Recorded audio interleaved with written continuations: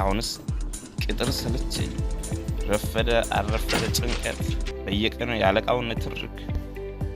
ይሄንን አልሰራውም ገና ይቀራል። የራሴን ስራ እንዴት ብዬ ልጀምር? ደግሞ ብዙ ሙያ የለኝ ብለው ተጨንቀዋል።